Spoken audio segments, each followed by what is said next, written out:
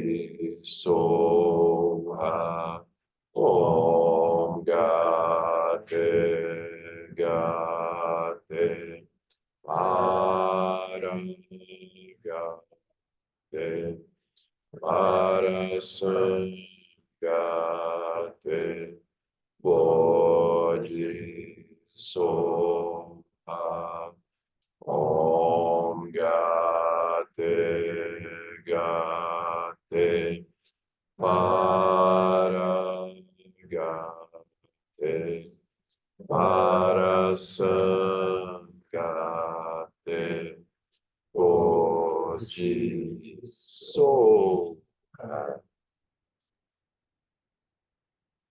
Boa noite,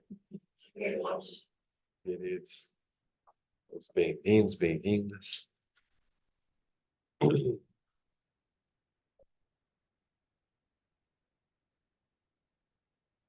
Casa. Tudo bem?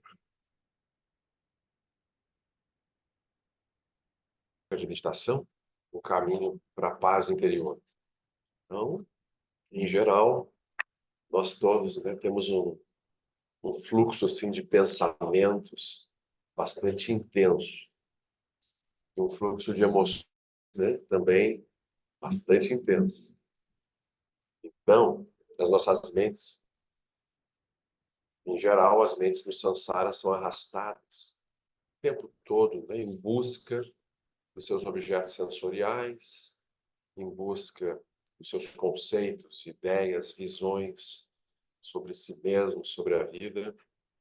Tem um movimento muito acelerado, que eu chamar de agitação mental.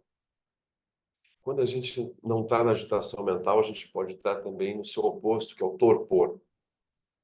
O torpor é aquela condição em que a mente está um pouco apagada, obtusa. Não pensa muito em nada, mas também não tem brilho. A gente está opaca.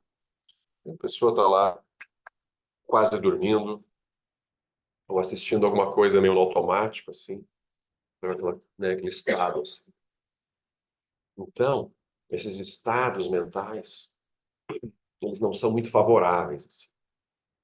Eles, né, são abertura, assim, para confusão, né, para mais sofrimento, para mais emoções perturbadoras. Então, essa condição, né, de mente não treinada, de mente arrastada pelos próprios impulsos, é uma condição que a gente chama justamente de samsara, condição da mente experimentando o aspecto cíclico, né, das aparências. Essa mente está bem, está mal, está bem, está mal. Então fica girando. Então, esse processo é um processo infinito, assim, se a gente não fizer algo a respeito. A mente vai do nascimento até a morte, e depois vai adiante, segue nesse fluxo incessante, né, de movimento sem controle. Então, aí, o Buda, percebendo isso, né, nele mesmo, e antes do Buda, já incontáveis professores assim desenvolveram, né, técnicas de como estabilizar esse fluxo mental, né, agitado, acelerado, e uma vez a mente estabilizada, de como encontrar a raiz dos pensamentos, das emoções perturbadoras, de todo o movimento mental e de como libertar a mente dessa raiz. Então, isso a gente chama, né, em português de meditação, ou seja, as técnicas que ajudam a libertar a mente desse fluxo constante, técnicas que ajudam a pacificar, estabilizar essa mente e, enfim, encontrar uma paz definitiva. É o estado de Buda, o estado desperto, iluminado do Buda, onde não há mais uma queda, né, nesse estado constante de movimento. Então, para isso, a gente tem várias técnicas, né, de meditação. Como eu comentei, assim, antes do Buda, já havia uma super assim, especialização, uma tecnologia longamente desenvolvida na Índia Antiga, de como, né, trabalhar com a mente, ou seja, de como pacificar a mente até um extremo, assim. Então, o Buda, ele teve dois professores que ele cita nos sutras, assim, portanto, os dois professores assim mais importantes, o Drakaramaputra e a Lara Kalamo, e eles ensinaram para o Buda essa meditação inicial de concentração, uma concentração perfeita, em que, ao longo do tempo, a mente deixa de se mover, vai parando, parando, parando, como um pêndulo, né, que progressivamente vai chegando a uma posição de repouso e até estabilizar isso de um modo perfeito, assim, por um longo tempo. Então, o Buda aprendeu isso com esses mestres. Ele viu que era interessante, mas ele percebeu também que quando ele saía da meditação e voltava assim para o mundo, né, saía do estado meditativo, aquela paz que ele experimentava no estado meditativo não o acompanhava o tempo todo em meio ao mundo. Então ele viu, tem alguma coisa faltando aí nesse processo. Não é o suficiente, é algo maravilhoso, né? Essa prática de concentração, ela me leva a um estado de paz, né, de êxtase, de bem-aventurança, enquanto, né, samadhi é uma palavra muito usada como um termo que significa absorção meditativa. Então, ter um samadhi significa entrar num estado estável assim de meditação, muito elevado. Então, o Buda percebeu que quando ele saía desse samadhi e voltava para o mundo, as aflições estavam esperando por ele lá fora.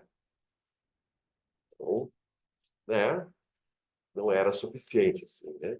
Tudo bem, alguém pode meditar, meditar, meditar e morrer até em estado meditativo, mas mesmo numa vida futura, aquelas aflições podem retornar. Então, essa prática de concentração meditativa, ela gera um amortecimento, assim, um apaziguamento das emoções e do movimento mental e da confusão, e a mente para. Mas isso não é o suficiente para libertar a mente do sofrimento de modo completo. Mas é o primeiro passo, é um passo importantíssimo, assim. Então, em sânscrito, essa meditação, ela tem o termo, né, de shamatha, permanência serena, um processo progressivo de pacificação da mente. Então, seria assim o ponto inicial. Seria o primeiro remédio psiquiátrico que a gente vai ter que tomar aí no caminho, né? Em que a gente tem mentes completamente disfuncionais, obsessivas, compulsivas, e precisa progressivamente ir pacificando essas mentes, tomando o remédio e curando, né, a mente da necessidade de estar em movimento constante. Esse movimento, ele é disfuncional, né? É um movimento que sempre arrasta, que nunca está satisfeito, que sempre gera algum novo movimento, que gera um novo movimento, e assim a roda da vida gira. A roda gira. E a gente está, uma hora está bem, uma hora está mal. Então, a gente precisa praticar meditação como um remédio mesmo, uma etapa, assim. Em tese, assim, em essência, nem se precisaria meditar. Ou seja, se alguém enxergasse assim a realidade tal como ela é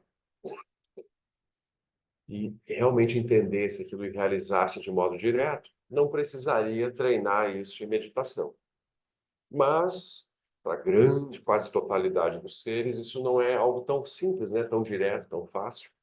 Então, a meditação ela surge como uma técnica de treinamento. Ela não tem um objetivo em si mesma.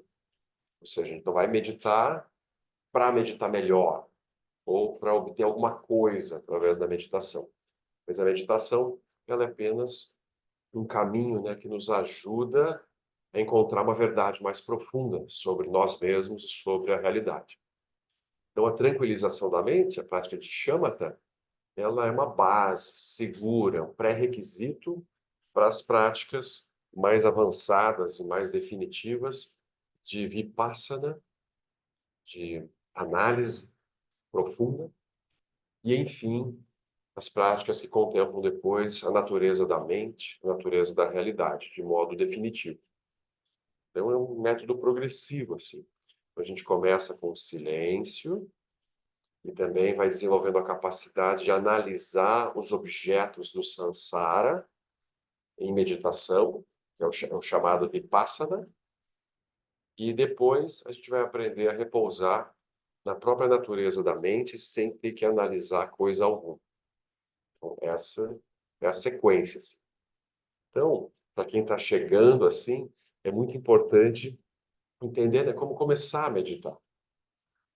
Então, a pessoa, em geral, ela acha que, por exemplo, para meditar, ela tem que estar estática ou apenas de pernas cruzadas, posição de lótus completa, como o Buda se apresenta. Mas o próprio Buda disse que há 4 formas fundamentais de meditação. Ela pode ocorrer em pé, parado, sentados, deitados ou caminhando. Então, o Buda ele cita essas 4 formas nos sutras, né? Então, há muitas formas de meditar. E, nesse processo meditativo, seja lá qual a posição, nós vamos buscar atravessar, assim, desenvolver 3 qualidades principais. A primeira qualidade, que é essencial para o processo meditativo, é o relaxamento. Então, sem relaxamento, a meditação não vai acontecer. Então, eu preciso treinar, assim, ou sentados, ou deitados, ou caminhando, e gerando, né, uma consciência corporal progressiva, em que a gente vai aprendendo a localizar as regiões de tensão do corpo, relaxando um pouco o corpo, isso também solta um pouco a energia. Corpo e energia relaxando, a mente relaxa também, os pensamentos ficam menos agitados, e aquilo tudo vai se organizando, assim, vai pacificando. Então, o relaxamento é essencial. E nos tempos atuais, né, com tanta assim ansiedade, mal-estar, depressão, agitação mental, déficit de atenção, hiperatividade, né, tantos transtornos assim, muitas pessoas não têm nem noção do que é relaxar. Perderam, não tem esse referencial mais, né? Então, assim, estão num estado constante, assim, de alerta, de tensão, dormem, mas não dormem bem, porque tem sempre algo lá em movimento, e elas estão sempre cansadas, estão sempre num estado, assim, um pouco desequilibrado, assim, né, de energia, de mente. Então, quando a gente fala para a pessoa assim, relaxa um pouco mais, a pessoa fica até brava com a gente, assim. Eu não consigo relaxar, não me mande relaxar, não aguento mais todo mundo me dizendo que eu tenho que relaxar, né? Como se fosse fácil. Se você estivesse na minha pele, você ia ver. Então, o relaxamento é uma base necessária. E aí seria interessante a pessoa desenvolver técnicas para aprender a relaxar como apoio para a meditação. Então, por exemplo, exercícios físicos variados podem ajudar a relaxar.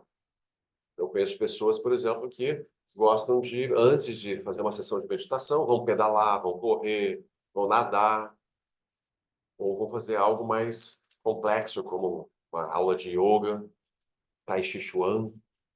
Tem muitas técnicas assim mais dinâmicas que vão ensinando a pessoa a tomar mais contato com o próprio corpo e relaxar. Então, cada um vai ter que descobrir um pouco o seu caminho. Uma técnica fundamental é deitar, né, de barriga para cima, e respirando profundamente. A gente vai passando por todo o corpo, né, escaneando o corpo e vai emitindo ordens assim de relaxamento. Inspirando, expirando. Relaxa o meu pé direito. A pessoa sente o pé direito. Agora relaxa o meu pé esquerdo. Então vai desenvolvendo essa capacidade, né, de emitir ordens para o corpo para ele relaxar mesmo, né? Então, todo o corpo, as costas, o pescoço, o rosto, te guarda muita atenção, as mãos, te guarda muita atenção. Então, esse seria um passo importante, né? Relaxamento. Aí, A segunda qualidade que a gente vai desenvolver no processo da meditação é a estabilidade de corpo, de energia e de mente. Então, estabilidade de corpo é a gente procurar ficar alguns minutos sem se mover, sem trocar de posição constantemente. Então, respirando tranquilamente, a pessoa vai aprendendo a ficar parada um pouco. Né? Porque no dia a dia a gente está em constante movimento, né? Mexe aqui, coça ali, vai para lá, vai para cá. Então, o constante movimento do corpo é um sintoma, né, dessa desorganização energética e mental. Então, o corpo está sempre precisando fazer alguma coisa. Anda para lá, anda para cá, pega isso, pega aquilo, solta, né? A pessoa vai arrumando a casa e começa 10 processos em paralelo, né? Começa a colocar a roupa para lavar, daí lembra de não sei o que, deixar a máquina aberta, vai, começa outra coisa e vai fazendo, né, muitas coisas nesse processo movimentado e agitado. Então, a gente precisa, né, gerar um pouco de estabilidade. Para isso precisa de um pouquinho de disciplina, né? Uma etapa assim, disciplina de corpo, energia e mente. Então a pessoa para e espera alguns minutos. Ah, mas eu quero mover. Tô querendo me coçar. Tô querendo espirrar. Tô querendo. Ih, chegou uma mensagem. Quero olhar a mensagem. Então é difícil, né? Ficar parados assim. Mas é super importante. O Lama Wallace ele comenta isso, assim, que a prática de concentração meditativa, de shamatha, ela nos cura do vício de fazer, de ter que estar fazendo algo o tempo todo. Então, a mente descontrolada, ela tem que estar fazendo, fazendo, fazendo, fazendo. Então, a gente precisa treinar o não fazer. Apenas respirar tranquilamente e não fazer nada. Então, a estabilidade vai chegando. Então, relaxamento, estabilidade, mas aí eu vou treinar a intensificação do foco, a vivacidade mental. A mente também não pode ficar assim, entrar num estado, sabe assim, de pré-sono, um relaxamento meio assim demais, em que a pessoa está ali meio apagada, assim, sabe? Quando você está só com a luzinha do abajur acesa no quarto, assim, coisa assim. Não, a mente tem que ficar vívida, clara, acesa. Intensificar o foco, intensificar a capacidade da mente de direcionar, se direcionar para alguma coisa e permanecer com grande intensidade. Né? Tem essa metáfora também, em que a nossa mente, quando ela está assim agitada, pulando para todos os lados, ela é como uma luz branca, assim, ela tem frequências em todas as direções.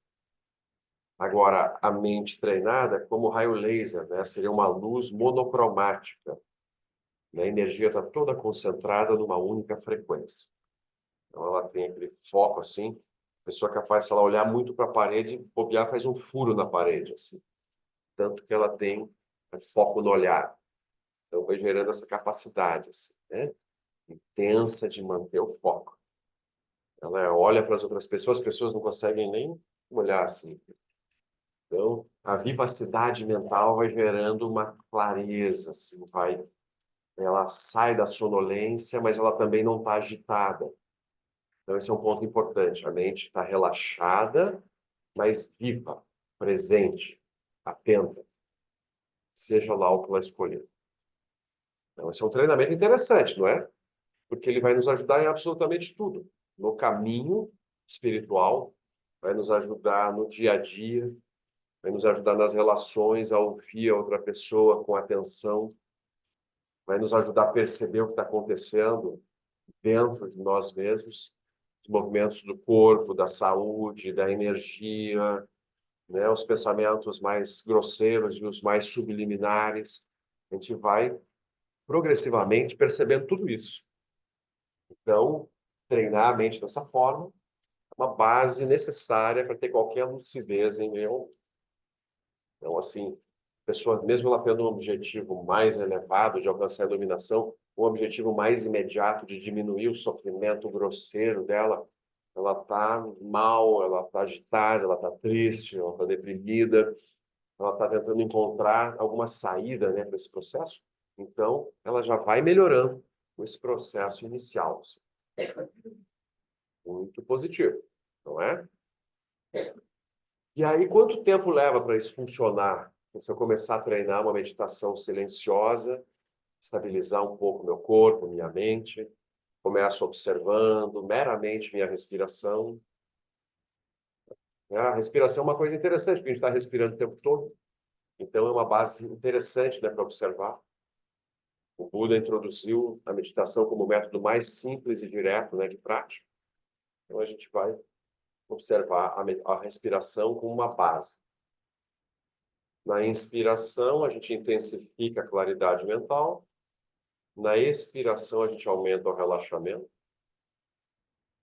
Na inspiração, aumenta a claridade. Na expiração, aumenta o relaxamento. E assim a gente vai indo. 1 minuto, 2 minutos, 3 minutos, 4 minutos, sem se distrair. Essa é a parte mais difícil, né? Sem se distrair.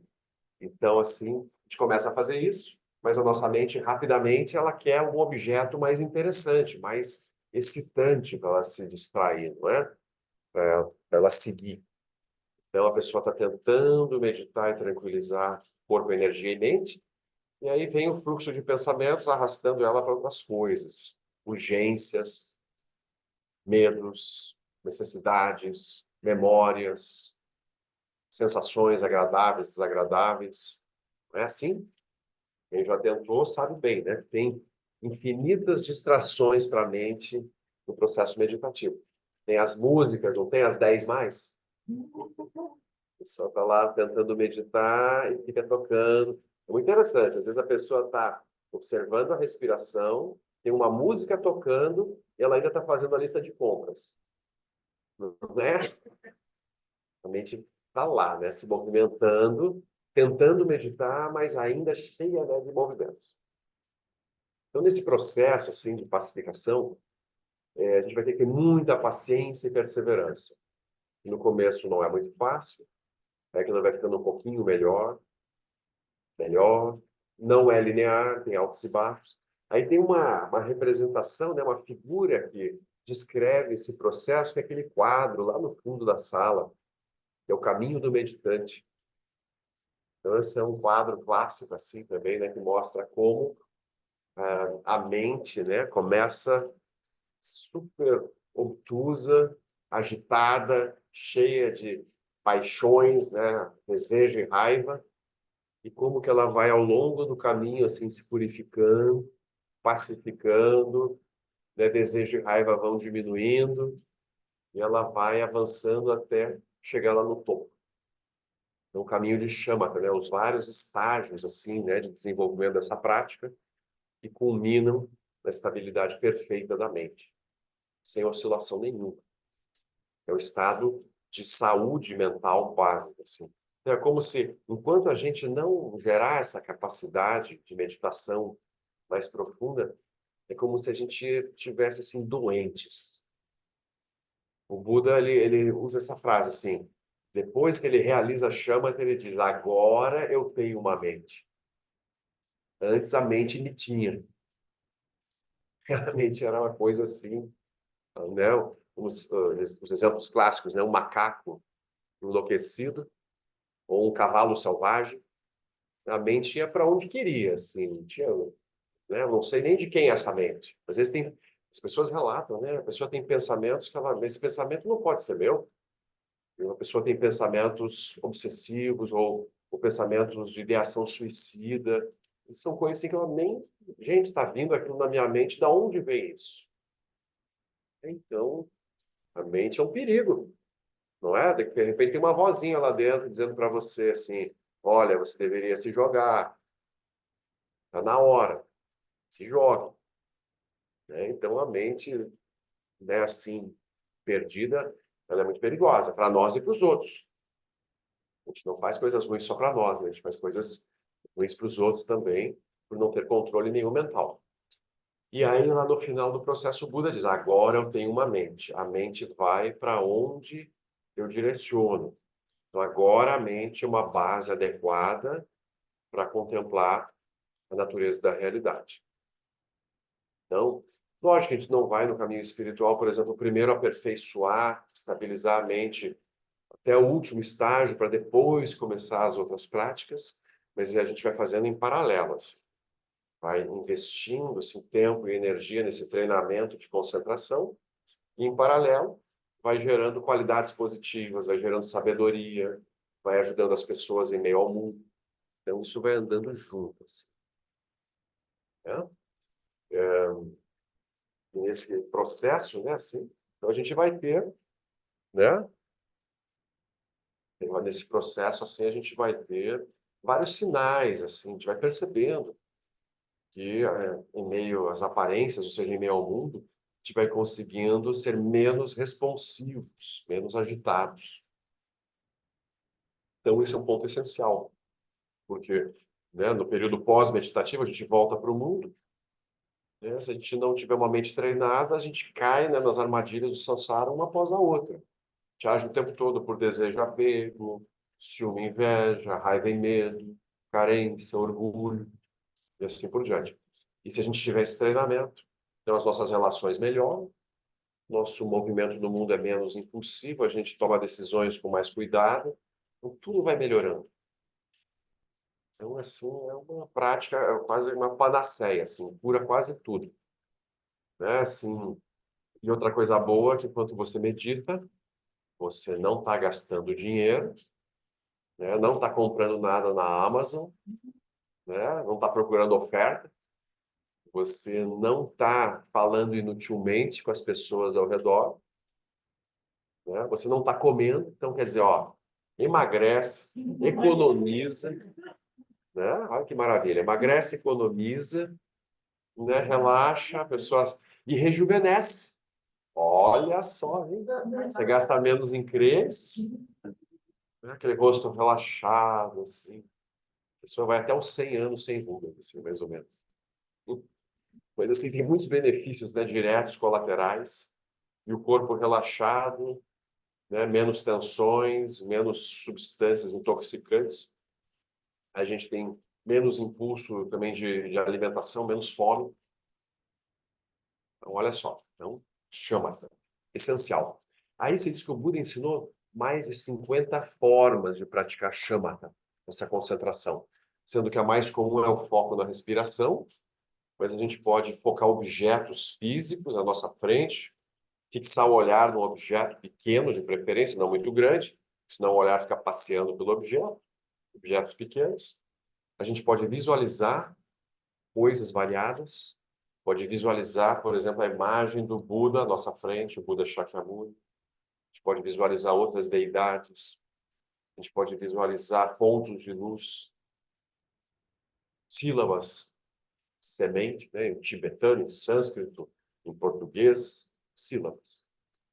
E a gente pode também observar, por exemplo, a energia dos elementos, uma prática que a gente usa muito aqui no CERN. Então, a gente observa o elemento terra, observa o elemento água, observa o elemento fogo, observa o elemento ar, observa o elemento éter, observa o elemento espaço. Então, a gente aprende, por exemplo, a localizar o espaço que permeia todo o meu corpo o tempo todo. O tempo todo a gente está no espaço. Para no espaço. Estáticos. Então, são várias técnicas. A gente tem que treinar, né, ao longo do tempo, a gente pode ir alternando as técnicas, mas é importante fazer alguma técnica por um tempo maior, assim, para obter algum resultado. Porque às vezes a gente fica pulando muito, assim, de galho em galho também, começa com uma coisa, e pula para outra, e volta para uma. Ah, acho que não é isso, acho que eu vou ler um pouco, agora eu vou recitar mantra do meio. Então, a tua sessão de meditação, ela vira assim, né? Um putpurri, assim, de muitos temas. A pessoa não fica numa única coisa. Então, esse é o grande desafio, assim, gerar um processo de suportar o tédio, suportar a monotonia da prática. Assim. Esse é o grande desafio. todo dia, um pouco. 5 minutos, 10 minutos, 15 minutos, 30, 1 hora, 2 horas, cada um vai ter o tempo que puder e vai treinando e gerando essa capacidade. Né? Então, isso assim é quase que uma ginástica mental, assim, chama. Mas é necessário. E aí, no meio disso, acontece um monte de coisa, não é? A pessoa tem experiências variadas, calor, frio. A pessoa pode ver coisas, ela tem sensações, tem presenças ao meu redor. Então, essa prática pode abrir assim a porta para vários tipos de experiências e sensações. E aí, a instrução é sempre a mesma. O que quer que aconteça, que surja, se tiver vozes, sons, não importa. Respire, relaxe, retome o foco naquilo que você está fazendo. Então, manter o foco. Ah, mas tem seres correndo na sala. Mantenha o foco. Não se distraia. Não se distraia. Não se distraia. Então, essa é a instrução básica, essencial, assim, da prática de meditação, enquanto essa cura inicial, né, da confusão desse estado disfuncional. Primeira coisa. Então, acho que a maior parte de vocês já pratica um pouco disso, né? Alguns há anos, outros há menos tempo, alguns estão começando agora. Eu vejo muito assim na Sangha a sensação de que essa prática de shamatha é difícil avançar. Não sei se vocês acham um pouco isso, assim, mas eu vejo assim que a maioria das pessoas tem um avanço assim muito lento e com altos e baixos muito grandes assim nessa prática, porque ela requer realmente muita dedicação e perseverança. Então demora. Mesmo aqueles que entram em retiro exclusivo de shamatha, que vão para fazer só isso o dia inteiro, eles levam anos assim, para resolver isso. Então, mas é claro, isso também não está dizendo, então não tenho chance nenhuma, claro que tem. Cada dosezinha diária que não vai andando, vai avançando, vai funcionando. Acho que todo mundo já sentiu os benefícios, assim, quem pratica já sentiu os benefícios, né, na vida diária. Ah, é? Sim. Pode usar um saquinho que tem dois, hein? Tá super forte. Obrigado. Então, essa é a primeira instrução fundamental. Pacificar a mente através do silêncio. Tudo bem? E aí, quem está tentando, como é que está sendo?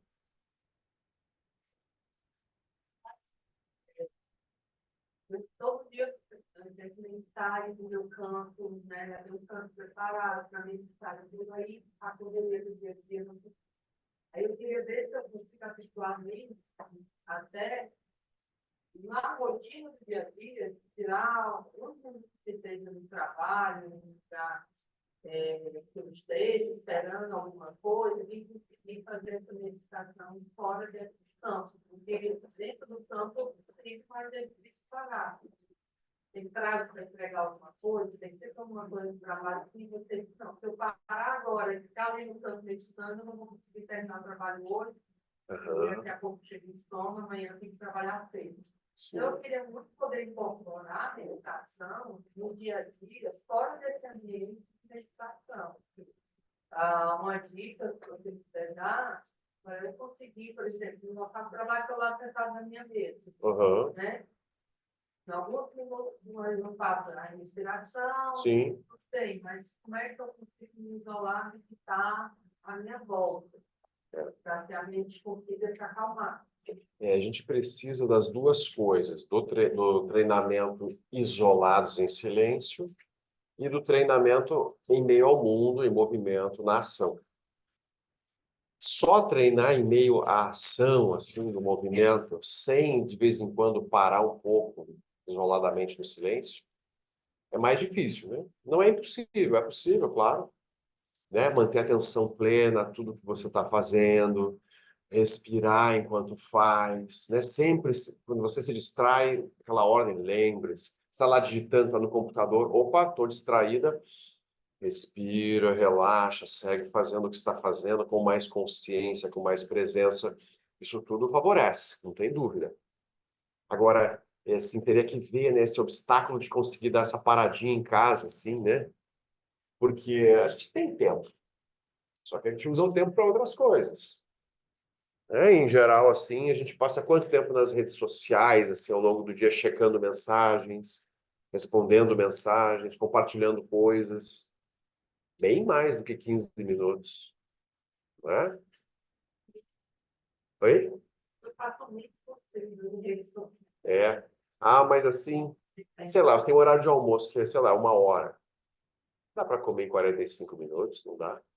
Eu lembro uma época que eu trabalhava assim em fábrica, aí o único lugar que tinha na fábrica era banheiro.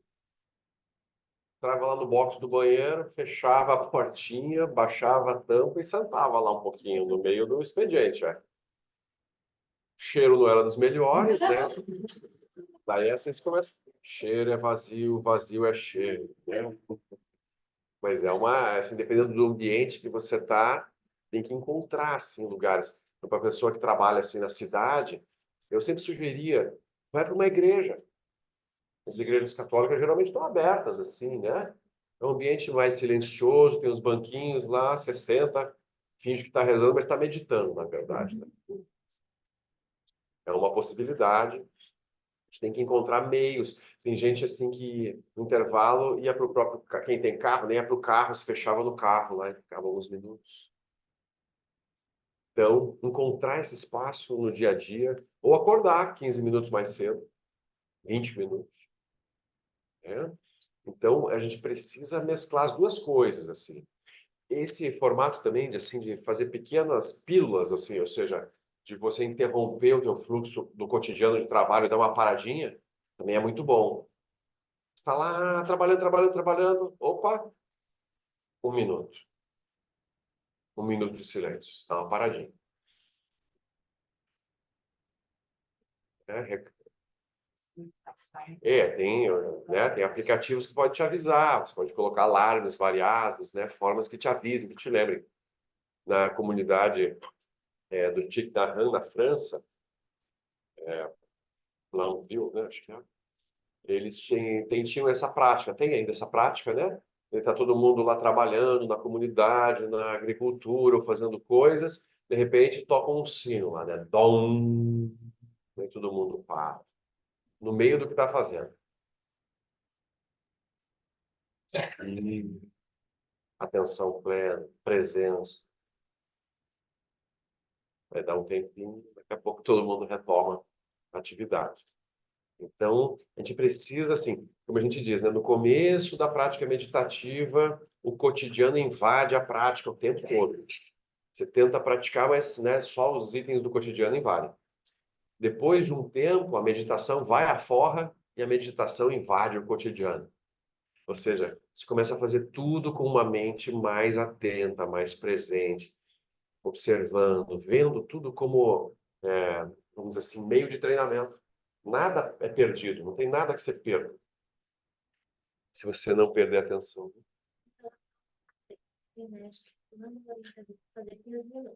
Tempo da sessão formal, né? A gente fala 20, 24, né? Sim. Quando que a gente percebe que esse tempo vai o tempo da gente? Por exemplo, a minha sessão agora eu coloco o temporizador aqui atrás. Sim. E 20 minutos. Sim. Né? Ou 24. Mas eu não sei se eu vou passar mais tempo, se eu vou sentir dor, se vai me incomodar, se eu faço só os 15, faço mais 15, se eu fico nos 20, então tem essa... A duração da sessão de meditação assim formal, isso tem muitas possibilidades assim. No Zen eles fazem sessões de 40. É bastante, né? Pois é, quem não tem um treinamento inicial, o corpo vai apanhar um pouquinho. O Lama Wallace, né, nos ensinou muito essa sessão de 24 minutos, um Gatica, que é uma contagem específica, lá baseada no número de respirações em geral que a pessoa tem ao longo do dia, assim, né? Então, esse 24 não é aleatório, o número lá usado. Não, é uma possibilidade. O Lama Santen, ele acha que 24, né, tem gente que não aguenta muito, assim, especialmente os iniciantes. 24 pode ser um pouco desafiador. Então, 15 é um número favorável, assim. Na 1 hora tem 4 períodos de 15, Como? Com 13 já vai dar dormir. Dependendo, né? 13 já pode, né? Mas 15 não é tanto. Então a pessoa, 15 minutos, daí toca o sino um pouquinho, daí ela troca de posição, se ajeita, alonga, aí fica mais 15. Daqui a pouco passam 15, toca o sino de novo, ela se arruma de novo. Então 15 é um tempo bom. Agora, não há uma duração perfeita.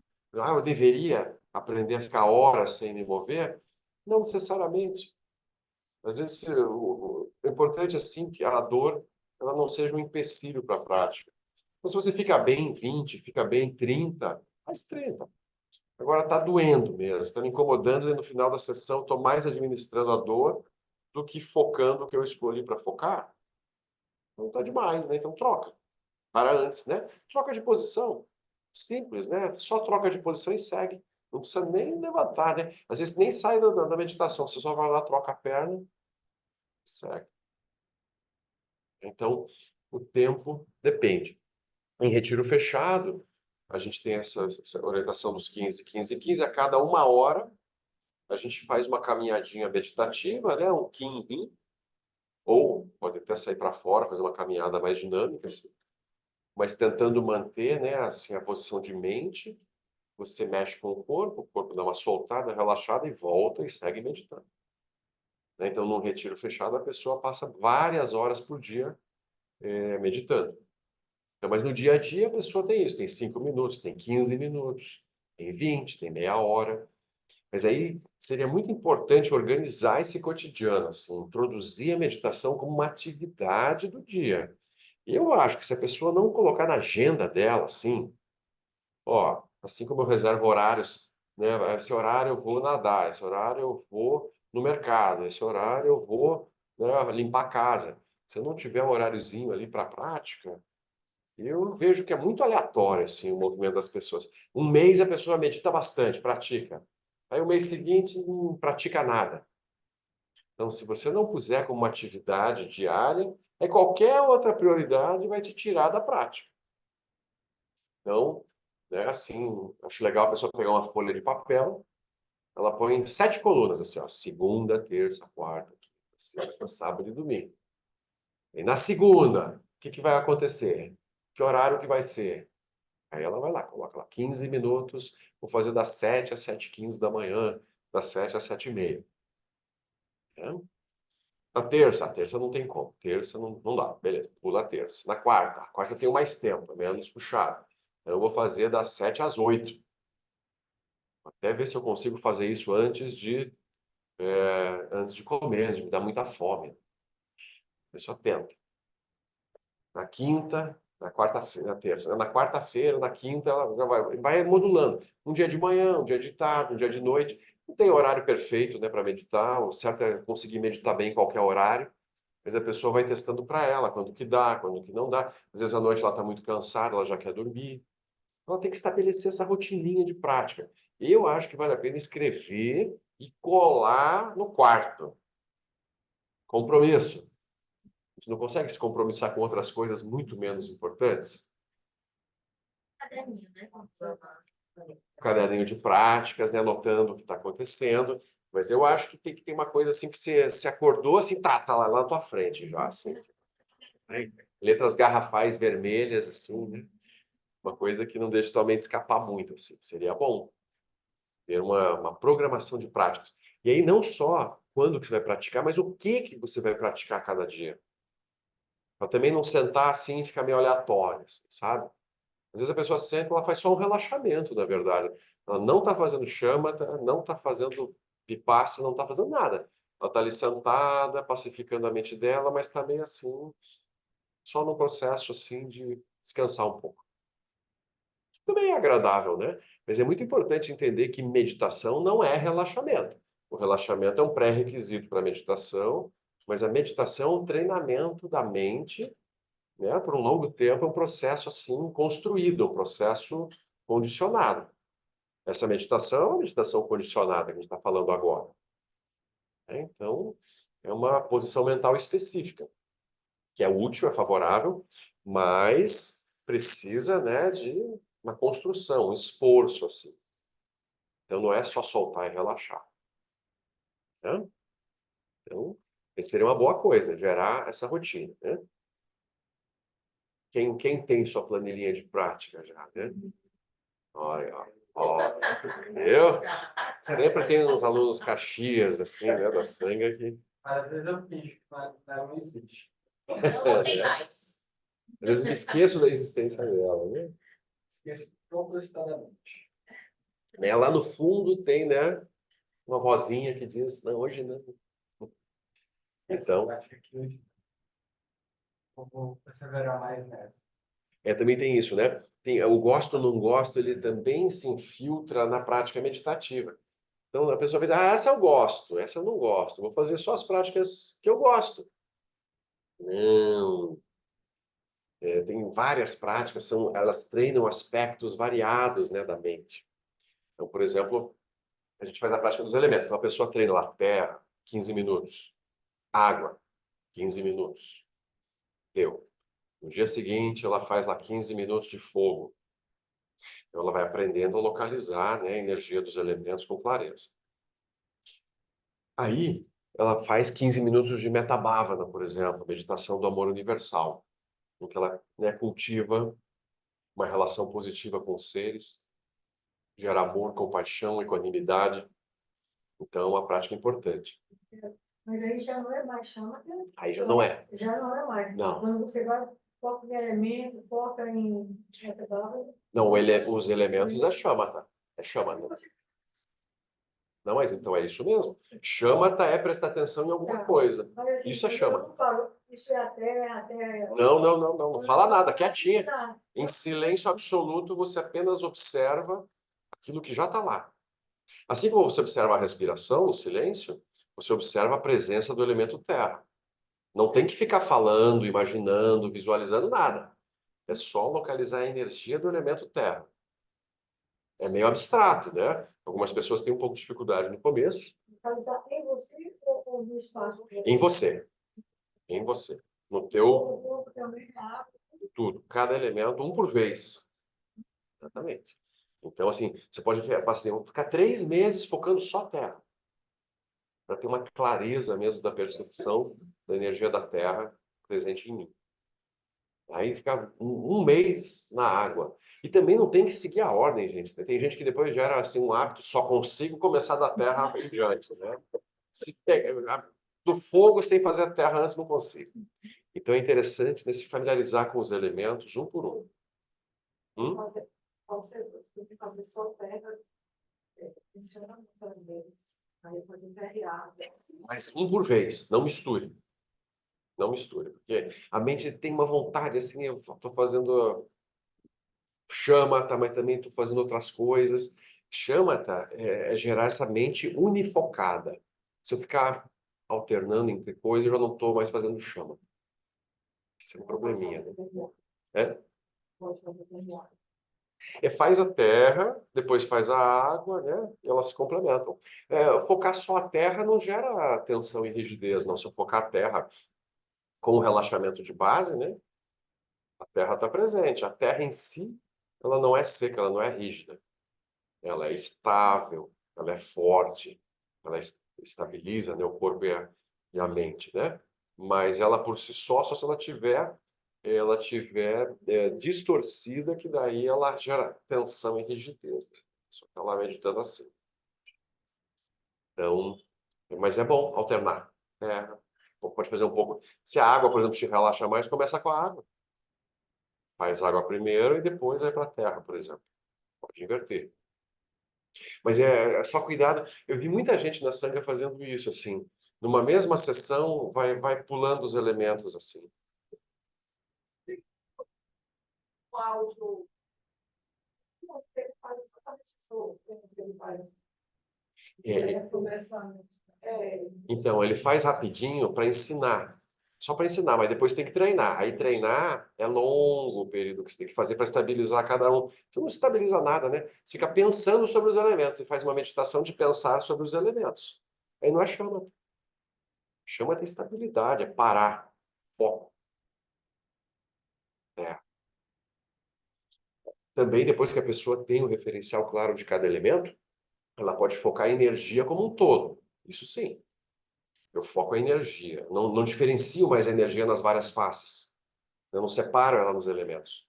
Observo a presença da energia como um todo, sem avaliar, sem alterar, sem fazer nada com ela. O que chama até isso, é só observar. Não tem análise e não tem alteração. Você só observa.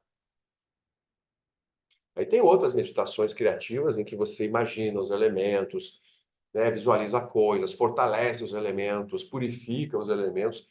Aí com certeza, imagina luzes, cores, né, de certas formas e vai mexendo, né? Por exemplo, Tenzin Wangyal tem aquele livro muito bom, né, A Cura através, né, da forma, da energia, né? Tem várias dicas. Mas aqui a gente está treinando apenas a percepção do elemento de modo estático. Fala dessa ação, parece assim, essa palavra que você falou, abstrato. Eu senti no corpo o elemento água, cadê? Ele está por todo o corpo. Então, aí a mente procura, assim, onde vou procurar, como vou sentir. Para mim, dá a sensação que eu estou ajeitando mais a mente em ela produzir uma imagem, localizar e fazer alguma coisa, do que simplesmente observar. Você disse assim, observe a imagem do público. Aí eu tenho um objeto claro, definido para observar. Sim. Mas observar algo que é assim, totalmente abstrato, isso, para mim, pelo menos, Sim. é como se criar, fazer com que a mente crie uma imagem, né? E Sim. essa imagem faz com que ela, ao invés de ela se acalmar, ela vai buscar. O ponto é, não tem que criar nada. A gente vai tentar encontrar aquilo que já está lá. Assim, você não está criando elemento nenhum, ele está presente em você, senão você não estaria viva. Ele já está lá. Só que no começo realmente pode ser um pouco mais difícil. Assim. Por isso que requer tempo, persistência. Qual a vantagem de fazer essa meditação? Ela é mais sutil um pouco. Os objetos mais grosseiros, como a respiração mecânica, um objeto externo, eles têm um limite no avanço de chama. Isso é interessante. Esses objetos mais grosseiros, a prática vai até um ponto bem avançado, tudo bem, mas assim, não vai até o final do caminho. Então, a gente vai ter que ir buscando objetos mais sutis. Até o mais sutil de todos, que é a consciência da consciência, em que a consciência se volta para si mesma. Assim. Fica se observando bem paradinho. Mas assim, ele tem que ter um pouco de paciência, sabe? De treinando. Mas não precisa começar por esses. Pode sim observar uma imagem, observar a respiração, ou visualizar alguma coisa mais fácil. Por exemplo, uma esfera de luz no centro do coração. Imaginar uma esfera branca de luz. Pode também sustentar essa visualização. Agora, a vantagem da prática dos elementos, de shamatha impura, com foco nos elementos, é de que não só eu vou estar treinando o foco, que é o objetivo de shamatha, da estabilização, mas eu estou gerando um refinamento da percepção da energia que me vai ser útil em múltiplas circunstâncias da vida. Vai ser extremamente útil no processo da morte, por exemplo. E quando você adoece. Quando a gente adoece, os elementos oscilam, eles, né, enfraquecem ou estão exagerados. Então a gente percebe melhor quando a energia começa a se desequilibrar e uma doença está se instalando, por exemplo. Então ela tem outras vantagens também, essa percepção dos elementos. Assim, do Roberto. Pode ser usado elementos externos, como por exemplo o som de águas, ou iniciar se concentrando na chama de uma vela, que são também meditações tradicionais, assim, né? Então a chama da vela teve até um filme, né? Tava no Netflix há pouco tempo, que é... Como é que é o nome do filme? Quem assistiu? É um filme curto, de 30 e poucos minutos. Sim, daqui a pouco eu lembro assim. Mas é a história de uma pessoa que ensina, né, que através da meditação focando a chama de uma vela, ele realizou aquilo de modo tão perfeito, ele conseguia ficar 4 minutos de modo perfeito, né, sem oscilação da chama da vela. Aí ele gerou um poder paranormal, SID, que era ele conseguia enxergar mesmo com os olhos obstaculizados. Ele enxergava. Então, assim, interessante, é muito interessante aquele filme, assim, ele tem um estilo, assim, né, meio de um conto, assim, uma fábula, né, mas é bem interessante. Então, mostra, assim, como que a meditação pode trazer, realmente, habilidades. Aí ele usa essa habilidade para ganhar dinheiro, mas depois ele percebe, mas eu vou ganhar dinheiro para ajudar os outros, né? Então, ele acaba, da meditação, ele chega na compaixão, assim, mais adiante, né? Então, a gente vai lembrar o nome, mas senão a gente procura na internet, né? Isso mesmo. Ele aprende, ele usa nessa habilidade dele para jogar cartas e ganhar muito dinheiro. Isso aí. A incrível história desse. Henry. É? Mas é alguma coisa assim. Mas esse tempo foi só uma, né? Henry Sugar. A Luana lembrou aqui, ó. A maravilhosa história de Henry Sugar. Isso mesmo. Incrível história. A incrível história de Henry Sugar. Então é isso aí. Tava no Netflix. Sim. É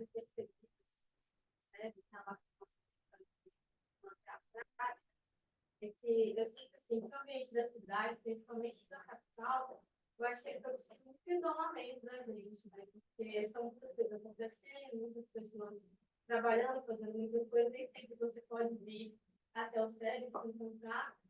Mas eu tenho percebido, né, que propicia esse isolamento, mas quando a gente consegue, assim, de alguma forma, se organizar e estar junto, eu sinto que nas práticas mais simples que a gente tem aqui, de meditação, vir até o SEB e começar a meditar junto, e conversar um com os outros sobre como é que está a prática, e assim, fazendo essa troca, eu sinto que isso traz uma inspiração para fora do SEB também. Então, muitas vezes a gente fica mais isolada e acaba assim, não, eu não consegui meditar sozinho e tal, mas assim, com o tempo a gente vai perdendo essa chama, às vezes, da prática em casa. Aí a gente começa a vir para o sério, participar das atividades que a gente consegue, e eu sinto que isso vai trazer essa inspiração para fora do sério. Assim. Em grupo é mais fácil, sozinho é mais difícil, com certeza. Então, tipo, eu tenho encorajado muitas pessoas de outras práticas, que às vezes eu tenho muitos estudos a vir também nas práticas de meditação. Que às vezes a gente faz aqui. Sim. Porque eu sinto que dá uma inspiração mesmo. Acaba que a gente vai trocando, conversando e vai surgindo esse mundo. Impulsiona a prática. A gente vê, né? Os horários de meditação tem 5, 6, quando tem bastante, né? Aí no estudo está cheio, né? Então, por quê? Porque as pessoas ainda têm dificuldade. Então, a meditação não é prazerosa, não é agradável, né? Parece que eu estou tentando fazer uma coisa que eu não consigo, né? Então, tem que ter paciência, voltar para o ABC, volta para as instruções básicas e tenta desde o comecinho, né? Às vezes a pessoa senta para meditar, ela acha que ela já tem que fazer, né? Um ponto último, assim, ela já quer ir direto, né, para resolver a coisa, mas ela não treinou relaxamento, foco na respiração, foi aumentando o foco aos pouquinhos, né? Então, sim, a meditação em grupo é muito melhor. Por isso, dos mini retiros, né? Aproveitar agora vocês têm essa sala maravilhosa para fazerem mais, né? E se juntarem as forças, né, para praticar. E aí, realmente, é mais fácil de manter no dia a dia. Quem está participando. Eu lembrei durante a pandemia, por exemplo, eu e mais 3 amigos, a gente se encontrava assim, 7 da manhã no Zoom para meditar juntos. Assim, a gente só se encontrava, tocava o sininho junto, meditava, encerrava ali, cada um ia trabalhar. Sim. Isso a gente conseguiu manter isso por um tempo, que era bem simples, ali, 15 minutos, 20 minutos no Zoom. E só esse fato da gente assumir esse compromisso juntas já fortalecia a nossa prática. Eu acho que às vezes a gente pensa na prática individual como realmente sempre individual, mas às vezes esses movimentos mais coletivos, ou assumir compromisso com pessoas, Sim. vai fortalecendo. Vai. O Lama conta, né, que nos anos 80 eles saíam 4 e pouco da madrugada em Porto Alegre de Fusca, buscavam os companheiros, iam todos meditar na casa de um deles, de madrugada, meditavam, depois deu 7 horas, todo mundo levantava, ia trabalhar. Então, veja, é isso. Para praticar e avançar, né? O que falta é o Fusca, com certeza. É por isso que não deu certo até agora, né? Deixa eu só responder, eu não respondi ainda a pergunta do Roberto, né? A chama da vela, Roberto, pode ser usada. Eu acho, eu já fiz, a chama da vela ela não é estável, né? Ela se movimenta um pouquinho assim, né? Então, seria talvez melhor objetos mais parados, uma pequena estátua do Buda, por exemplo. Som das águas também é flutuante assim, né? Você pode fazer, mas assim, chama tá quanto mais estático o objeto, melhor, mais fácil. Quando o objeto se movimenta, a nossa mente se movimenta um pouquinho junto, né? Isso na chama tá impura. Aí a gente tem a chama tá pura, não é? Como o Lama San tem chama, chamata. Então a chama tá pura, é uma meditação aberta, em que não tem foco específico. A gente expande o campo sensorial em todas as direções, olhos abertos. A gente se mantém estáveis assim no centro dessa esfera de percepção, para cima, para baixo, para trás. Você está aqui parado no meio. Então as coisas estão acontecendo. Você ouve, você vê, você sente, mas você não deixa a tua mente ir na direção dos objetos. Paradinho no centro. Visão lateral, visão ampla, assim, em todas as direções. Estático. Essa tem que ser de olhos abertos à frente, assim, essa meditação, né? De chama tá pura. Então, aqui, aí sim, eu estou aberto, né, para os objetos, mesmo que eles estejam em movimento. Então, elas são complementares. A chama tá pura gera esse foco mais, né, estreito, unifocado, e a chama tá pura mantém a estabilidade em meio ao movimento externo. Você senta no banco de um parque lá e amplia o foco. Ou na praia. Muito bom também. As duas são duas formas de praticar shamatha, né? Então, eu acho assim que a gente pode isso, pegar objetos bem estreitos e daí objetos mais amplos assim. Tudo bem, Roberto? Bem? Mas não que não possa. Depois que a pessoa vai gerando concentração, tudo pode ser objeto, né, de prática. Agora, quanto mais movimento no objeto, mais chance da tua mente, né, seguir o movimento do objeto. Tá bom, Rodrigo? Falou a meditação analítica. Ah, sim, estamos chegando nela. Eu sei. Sobre isso, né? Só que você mencionou a analítica, e alguém falou sobre falar abstrato aqui. Palavra? Abstrato. Ah, sim. Medida sobre o conceito abstrato. E aí eu vou fazer uma pergunta primeiro, vou tentar dar uma breve explicação de por que eu estou perguntando isso. Sim. Se é um tipo de meditação, eu acho, que seria analítica, não sei, e usa, por exemplo, o conceito abstrato como matemática, você meditar sobre o número 2, sei lá, sobre o número 1. Aham. É uma pergunta abstrata. O número Sim. tem vários abstratos. Na Sim. verdade, não existe. Quanto mais próximo do vazio, talvez seja uma unidade. Uma ideia, né? Ideia. Ideia. E aí o que eu entendo, assim, eu não vou nem falar de budismo, de meditação, quando na prática analítica, eu tenho, às vezes eu me pego sendo analista, é quando eu fico revendo algumas situações do dia a dia, analisando eu também mesmo, pô, como é que estavam os referenciais desse dia, quando eu falei aqui. Uhum. Então, a pessoa, né? Sim. Essa pessoa foi criada assim, então releva. Não adianta tentar mudar a cabeça dela. Eu acho que eu estou fazendo uma análise de uma situação. Sim, sim. Aí, eu falei da meditação analítica, da questão dos números. Esse é um exercício. Eu já não sei se você chama, então é de passo, não é algo além. Você usa um conceito tão abstrato quanto os números, até para exercitar esse tipo de prática analítica no dia a dia. Quer dizer, isso que eu passei querer, você percebeu, eu estou analisando tudo. Sim. Aí eu já percebi várias vezes que eu estou várias ideias já pré-concebidas, né? E fico só reforçando, porque, não, essa pessoa é assim. Uhum. Aí, pô, a pessoa é assim. Sim. Por que eu falei do número? Já me ajudou muito para questões profissionais. Eu precisei parar e focar o trabalho que envolvia números. Meditar mesmo sobre números.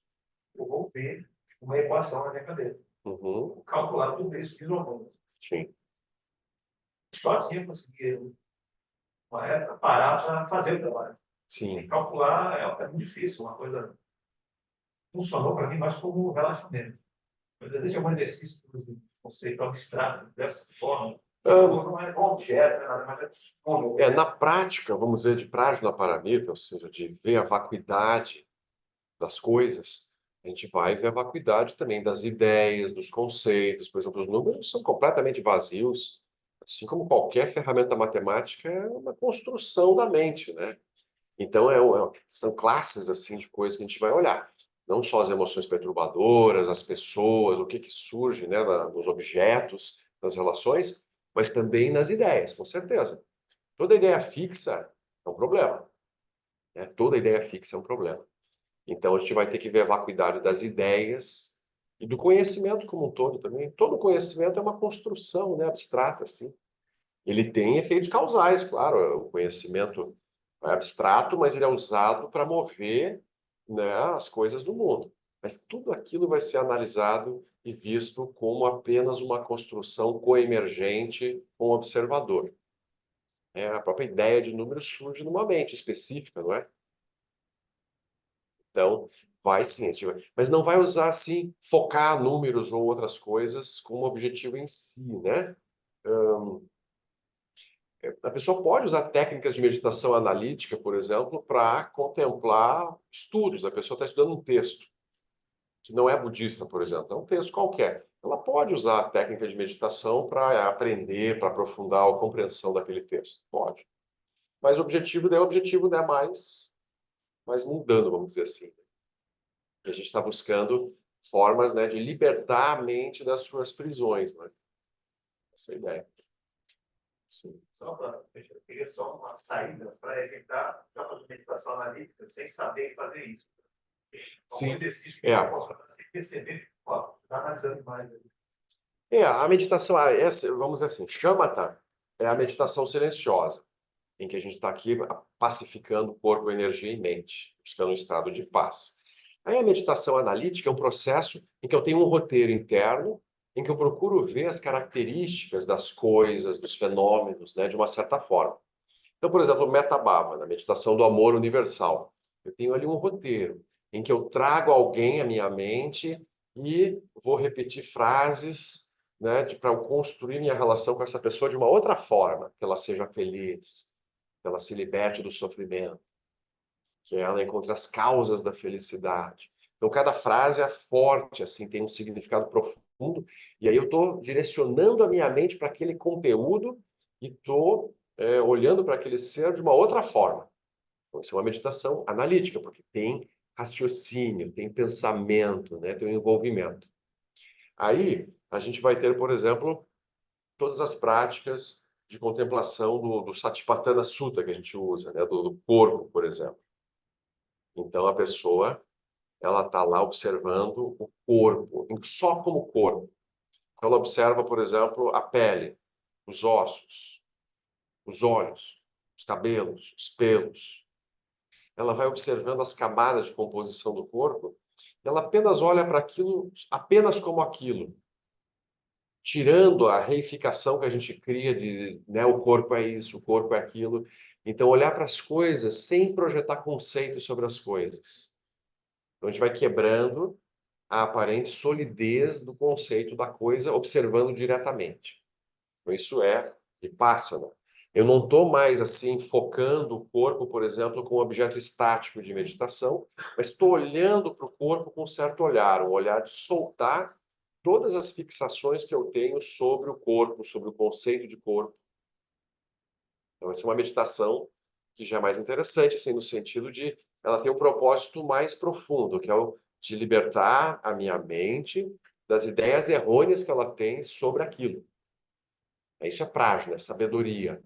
Uma sabedoria que é aplicada, né, ponto a ponto. Aí, por exemplo, eu posso olhar, né, para um copo. Eu olho para o copo e aí eu vejo como é que surge o copo no meu espaço mental. Eu começo a ver, né, tem um roteiro lá de Prajnaparamita, tem 8 pontos, como o Lama Santi organizou. Vejo a coemergência da mente com o objeto. Aí depois vejo a coemergência da energia com o objeto. E vou observando como que surge a bolha do objeto. Aí eu vou descobrindo que todos os objetos surgem no meu espaço mental a partir de um processo inseparável do externo com o interno. Então, não tem um externo fora separado do interno dentro, e mesmo o interno e o externo não existem por si sós. Tem uma experiência de copo, uma experiência de garrafa que surge, e eu paro naquilo, assim. Então, aquilo pode ser aquilo, mas poderia ser outra experiência. A gente vai dizer que a experiência de copo me mostra que o copo não é uma coisa fixa, ele não existe por si só. Ele surge a partir de um conjunto, né, de referenciais, de causas e condições. Portanto, o copo é vazio de si mesmo. Ou seja, ele não existe por si só, mas tem que ter alguém olhando o copo como copo para o copo fazer sentido.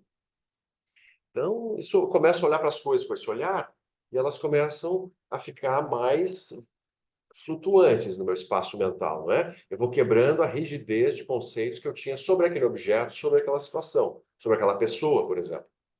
Só que eu faço isso não só pensando sobre isso. Eu estou sentado, eu geralmente fiz um pouco de chamata antes, eu pacifiquei minha mente, aí eu trago essas análises, e o mais importante, quando eu faço essas análises, tem uma hora que aquilo fica claro para mim, tem uma clareza que surge, sim, é isso. Aí eu paro nessa clareza, dessa visão direta de que aquilo tem essa liberdade por trás, de que aquilo é vazio. Porque às vezes as pessoas vão fazer meditação analítica e acham que é só seguir o roteiro rapidinho e fica girando e já pula de objeto. Então daí também a mente está lá, só pensando sobre aquilo. Porque a mais importante da prática de Vipassana é usar Shamatha como base, aí fazer a análise, né, a prática analítica de Vipassana, e quando tiver uma abertura, um insight, uma clareza, permaneça naquilo o tempo que você conseguir. Na percepção de que aquilo realmente é assim. Não pule já para o próximo passo. Eu acho que esse é um ponto importante, assim, né? Para não ficar apenas num processo mental, assim, de pular de item para item. Então, as meditações analíticas sempre tem, assim, um roteirinho, e aí, quando aquilo fica claro, eu paro, assim. Tá? Da mesma forma, a gente usa muito pensar, contemplar e repousar, que é outro método de meditação analítica. Então, eu pego um conceito sobre a impermanência, por exemplo, ou a compaixão. Vou analisar a compaixão enquanto um conceito. Aí eu penso sobre a compaixão, o que é compaixão? Então, para mim, eu explico internamente, a pessoa está lá, assim, compaixão é um interesse genuíno pelo sofrimento dos outros seres e um movimento que busca ajudá-los, busca meios hábeis para tirá-los do sofrimento como for possível. A pessoa pensa sobre a compaixão. Aí o conceito fica mais claro.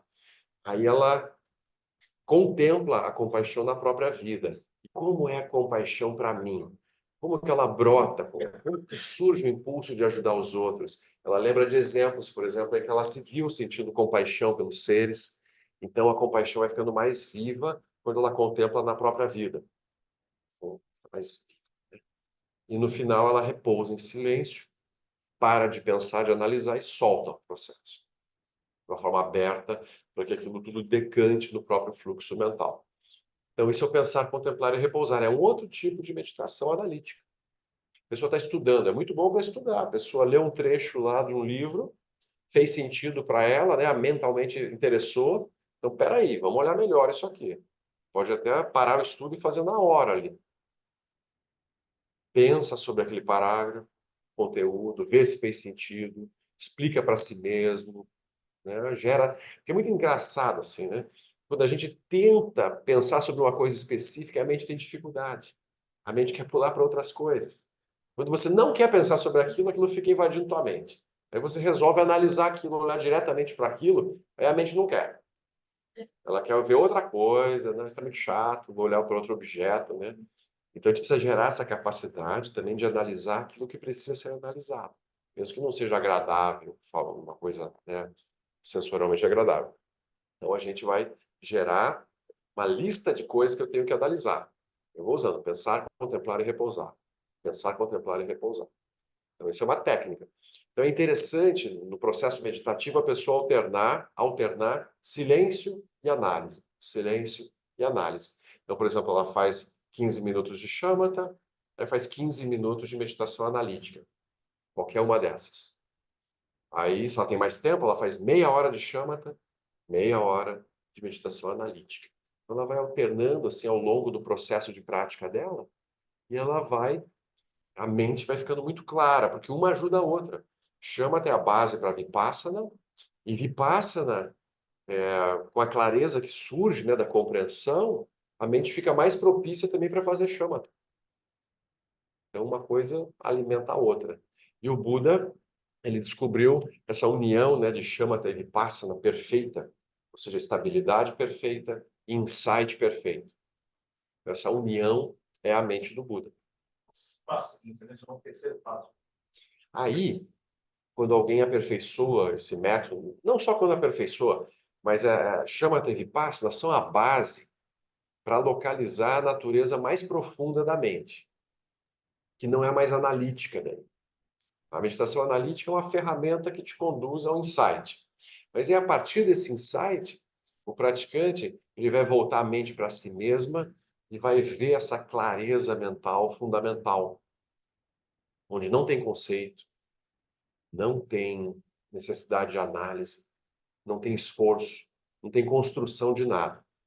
Seria a natureza da mente, né? A natureza búdica. Essa é uma prática que é introduzida, né, pelos mestres e mestras para a pessoa. Não é uma prática que você lê um livro e sai fazendo, né? É uma prática assim que a gente sabe que existe, mas aí tem que receber instruções diretas. Mas seria a fase final assim de um processo que não dá mais nem para chamar de meditação. Aí às vezes se usa o termo não meditação, porque meditar implica em focar alguma coisa, tem um objeto na meditação. Na não meditação, os objetos se dissolveram todos. Seria a prática da presença. Prática da presença no nosso roteiro é o sexto passo. Exatamente. Seria, né, contemplar a luminosidade vazia, fundamental da mente. Então, aí o Lama ensina isso, né? O Lama Long Wallace também nos ensinou isso em vários retiros. Uma prática mais específica. Mas a base para fazer isso adequadamente é Shamatha e Vipassana, ou seja, Shamatha e Prajna para nós, né? No nosso caso, o Prajna é o quinto item do roteiro, né? Dos 21 itens do século. Então, o Prajna no quinto item, a gente vai acumular muito aquilo. Muito, muito, muito. Então, assim, como que a mente constrói, e a própria mente, quando observada, ela também não é ela que cria, ela também é vazia. Então, a mente e o objeto, ambos são vazios. Mas como é que eu chego a essas conclusões? Não basta saber. Eu tenho que ver, eu tenho que enxergar isso de uma forma direta. Então, esse é um processo longo, né? Marcelo, sobre a meditação, eu foco nos aspectos de energia, dos elementos. Porque você disse que o mais adequado é que a pessoa possa focar em cada elemento por um tempo, assim, maior, depois menor. Mas, assim, quando, por exemplo, a gente senta para meditar, muitas vezes, porque a energia está presente, né? Certo. Os aspectos de energia do corpo aqui. Sim. Então, muitas vezes, a gente está focando na interna, por exemplo, né? No aspecto de energia interna, mas, de repente, surge aquele brilho no olho, assim, Uhum. de Com certeza. o calor, né, também. Então, Os elementos já como estão se- operando. Eles estão operando o tempo todo. Quando eu essa coisa de focar só no elemento. Não, é didático, né? Então, assim, por exemplo, se a pessoa já tem essa percepção detalhada dos elementos, ela foca a energia como um todo mesmo. Mas é melhor não ficar pulando, assim, porque lembra, né? Shamatha é uma percepção estática de alguma coisa. Se eu ficar alternando, olhando, agora eu estou vendo o brilho, agora eu estou vendo a terra, agora eu estou vendo a água. Ficar presente. Sim, isso sim. Observa a energia como um todo, está tudo presente ao mesmo tempo. Tem espaço, tem éter, tem ar, tem fogo, tem água, tem terra, está tudo ali presente, o tempo todo. Tipo, eu não fico pensando ou mudando, agora estou sentindo éter, agora estou sentindo a água, né? Aquilo tá, simplesmente está e eu observo. Tipo, Isso, não tem esse exercício de dirigir a mente para o reconhecimento de cada um desses aspectos. pode ser feito na mesma sessão, que nem eu comentei, né? Ou pode ser feito separadamente. Agora, o ponto de fazer na mesma sessão é que eu fico mudando, né, de observação do elemento. Em termos de energia, é ótimo. Você percebe a energia. Agora, em termos assim de estabilidade de chama, a mente está um pouco, está girando um pouco, né? Então, eu estou perdendo um pouco a estabilidade de chama, tá para observar várias coisas ao mesmo tempo. Sim. Mas assim, daí, se você focar, você pode passar por esses elementos todos, daí observei, tchum, foco a energia apenas. Parada, assim, estática. E aquilo está acontecendo. Eu apenas observo e não me movo em relação àquilo. É difícil. Mesma coisa quando vai observar a respiração. A mente já quer controlar a respiração, ou já quer contar a respiração, ou quer interferir de alguma forma na respiração. E nos elementos, geralmente é assim também. Quando eu vou observar um elemento, já surge um aspecto da mente que quer alterar, ou quer intensificar o elemento, né? É muito comum isso. Então, por isso que eu acho mais fácil separá-los, especialmente no bom tempo no início, que daí eu observo uma coisa por vez, apenas observo. Se eu insiro mais elementos, fica mais complexo até de fazer isso no começo, né? Depois, com o tempo, com certeza, a pessoa vai olhar para tudo, né? De uma única vez. Mesma coisa o roteiro de Prajna em 8 pontos. A gente usa o roteiro para treinar, mas chega um momento que você vai direto para, né, a síntese do roteiro, que é olhar direto para a coisa, assim, e ver como ela surge. Não precisa ficar fatiando, né? Os roteiros, eles são apenas na fase de treinamento. Quando a pessoa já pegou aquilo, ela vai direto para o ponto, né? Agora, claro que eu posso usar essa percepção dos elementos também para, né, até intensificar os elementos se eu quiser. Tem isso, a pessoa sente que está com pouco fogo, por exemplo. Aí ela foca o elemento fogo, respira e tenta elevar a energia, tem uma ordem interna de elevar a energia do elemento fogo. Você foca o corpo e ele esquenta mesmo. Da mesma forma, qualquer outro elemento, né? A gente pode modular também. Só que daí não é bem chama, né? Você está usando a habilidade de reconhecimento dos elementos para alterar as condições do momento, assim. Se for chama, é só observar Isso. o que tem de água dentro de mim, ou o que tem de fogo, onde é que está o fogo, Sim. está na minha pele, está no meu pé. É isso? É, Ou observar a água dentro de mim? Como que a gente observa que a água? a gente não está observando a água grosseira, por exemplo, assim, né? O sangue correndo nas veias, ou a umidade. E isso seria o aspecto grosseiro da água. A gente está olhando a energia da água, que a energia da água, que é esse fluxo, desobstrução, a nossa capacidade de flexibilidade que está presente, ela está em cada célula, desde o cabelo até a ponta do dedão do pé. Então, eu localizo em mim a energia da água, que é essa fluidez. Está presente. É mais abstrato, por isso a gente precisa de um tempo assim para você localizar isso, assim. Alguns elementos a gente localiza facilmente. Mesma coisa é o fogo. Eu não estou tentando localizar só o fogo grosseiro, sei lá, o fogo da digestão, que seria do aspecto, né, da medicina tibetana, é muito associado ao calor da digestão, né? Aqui eu estou vendo o fogo que aquece o corpo como um todo de uma forma mais sutil.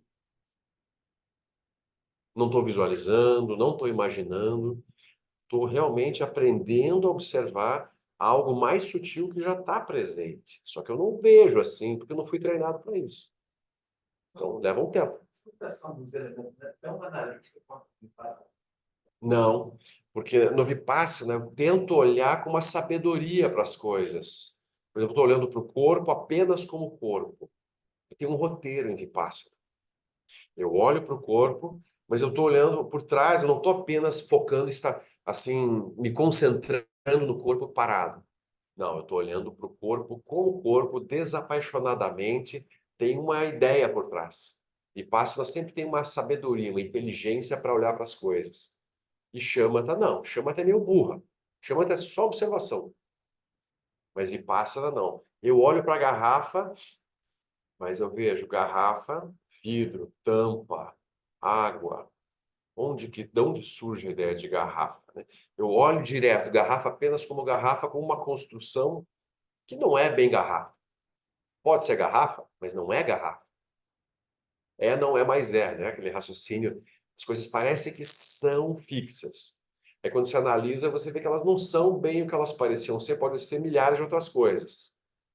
Mas no final, elas também estão ali, né? Tem um surgimento vazio e luminoso que eu observo.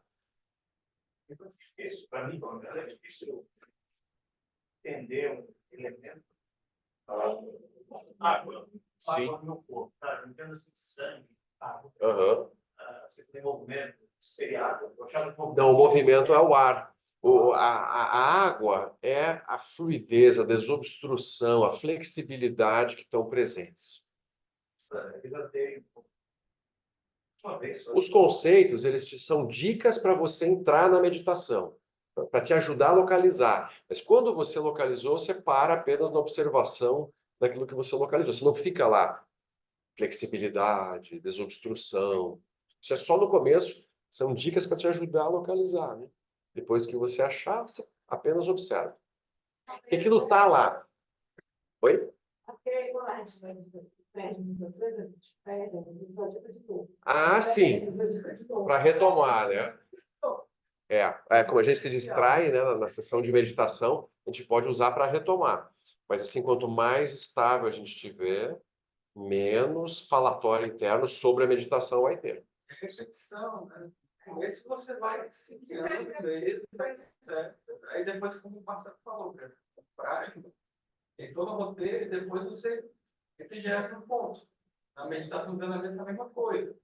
Pode seguir certo roteiro, você tem uma dificuldade. Essa meditação, o Lama sempre fala, não pense muito, faça. A gente fica pensando, mas como é que eu vou fazer? Não, tenta fazer. O Lama brinca, né? Assim, quando ele estava praticando, né, a Prajnaparamita, ele comprou um livro do Jeffrey Hopkins, Meditation on Emptiness, 750 páginas. Aí o Lama começou a olhar, eu vou ter que estudar isso aqui para depois começar a meditar sobre a vacuidade, né? Eu vou estar morto já quando eu terminar de estudar esse livro. Deixou o livro. Eu vou olhar direto, que nem o Sutra do Coração convida, né? Isso aí, forma é vazio. E aí, o que isso quer dizer, né? Então tem muitas abordagens, assim, né? Os elementos, a gente tem uma desconexão com os elementos, né? A gente gerou uma mente que está desconectada do próprio corpo, né? Então é difícil de perceber porque a gente está muito, né, no aspecto abstrato da mente. Quando a gente parar e observar, a gente vai localizar. E demora um pouco, assim, em geral. Mas funciona. Não precisa dar a palavra observar, sentir, ser um pouco mais complexo. Sentir. Fala observar, a maioria das pessoas pensa em visualizar, né? Não é isso, não é imaginar. Eu vou estar observando uma coisa que não tem uma imagem física, né? Aquilo está presente. Que é isso, é localizar a dimensão da energia. A gente localiza o corpo facilmente e localiza os pensamentos, a mente. E a dimensão da energia, tá? Não tem muita percepção, ela é mais secreta, não é? Então, essa prática é para você aprender a localizar essa dimensão da energia. O budismo fala o tempo todo, corpo, energia e mente. Então, onde é que está a energia? A fala é a expressão da energia. Mais grosseira, a gente tem mais facilidade de identificar. Sim. Por exemplo, você está com raiva, corpo esquenta, Uhum. né? O fogo vem. A gente tem mais facilidade de observar. Sim. O medo, por exemplo, você é com frio, você treme de medo. O fogo vai embora. Apaga o fogo, porque o medo você está querendo se esconder ou fugir, alguma coisa assim. É isso aí. Os elementos. Né? Acho que quando você está assim, não sei, com o pé no chão, com o pé na areia, com o pé na grama, você sente mais, porque é o mais grosseiro mesmo. Quando tem que puxar alguma coisa, por exemplo, você está falando, força, a terra está ali. Terra, né? Ou a água é isso, por exemplo, você senta para meditar. A água, você está ali tomando um banho de mar, você sente a água dentro de você. Sim. Mas é por meio. Mais grosseiro mesmo. Você ainda usa o movimento para localizar as sementes. E até a gente tem uma coisa da dança que trabalha com isso. Né? O que fez agora é exatamente trabalhar a terra. Trabalhar a terra forte. Né? Então, é uma energia expressiva, vamos dizer. Sim. Mas ela passa pela energia, essa energia da meditação. E a gente localiza na meditação, ela é expressiva no movimento, mas se você vive ela se movendo, como ela falou, na água, ou se movendo no gesto que é forte, lento, de terra, né? Sim. Mas, ao mesmo tempo, é um movimento. Você tem que localizar isso sem mover, quando você está É. parado. Acho que o mais importante é entender assim, tá lá, todo mundo tem, senão não estava vivo. Só que eu não estou vendo ainda. Então, se eu tiver paciência e procurar, tipo, caça ao tesouro, eu vou encontrar. Uma hora eu encontro. A yoga, acho que deve Colocar ajudar. nisso. É? A yoga. E ajuda, com certeza. Todo o trabalho de consciência corporal, emocional, energética vai ajudar para você encontrar. Mas a pessoa pode só pela meditação mesmo, assim. A maioria das pessoas do cérebro tem chegado tentando. Agora, se eu não faço e fico imaginando como é que seria se eu fizesse, aí não adianta muito, né? Eu tenho que tentar fazer. Todo dia tentar fazer um pouquinho, né? Por isso que eu acho que é mais fácil, em vez de tentar localizar todos de uma única vez, separá-los assim, né? Vai tentando um por vez, né? Método do Jack, né? Então você vai por partes assim, né? Vai fazendo aos pouquinhos e aí você vai localizando ao longo do tempo. É uma forma. Mas também se a pessoa vê que aquilo está mais perturbando ela, não está avançando, faz outro tipo de chama. Foca a respiração, coloca um objeto. Não é a única forma. Tem vantagens, né, adicionais, como eu comentei, essa meditação. Mas outras têm suas vantagens também. Tá tudo bem, sabe fazer vários métodos. Marcelo, quando eu comecei, eu tive uma dificuldade muito grande. Porque quando você começa, você geralmente projeta onde você quer chegar. E essa projeção, muitas vezes, te trava na hora que você meditar. Sim. Então, assim, você está pensando que vai chegar naquele estágio. E aí você fica forçando. Pode. Você pode estar imaginando alguma coisa, induzindo alguma coisa, quando era só para parar e observar. Não era para imaginar nada, para tentar nada assim. Só assim, ó, com a mente aberta, com interesse, assim, olhar para si mesmo. Para um aspecto, né, da energia. Assim. Mas é isso, a mente tende a tentar projetar um resultado, sim. E aí, como é que você, a forma mais tranquila de você superar isso? Você perceber que você está estabelecendo uma meta e acaba projetando isso de alguma forma e isso é um obstáculo.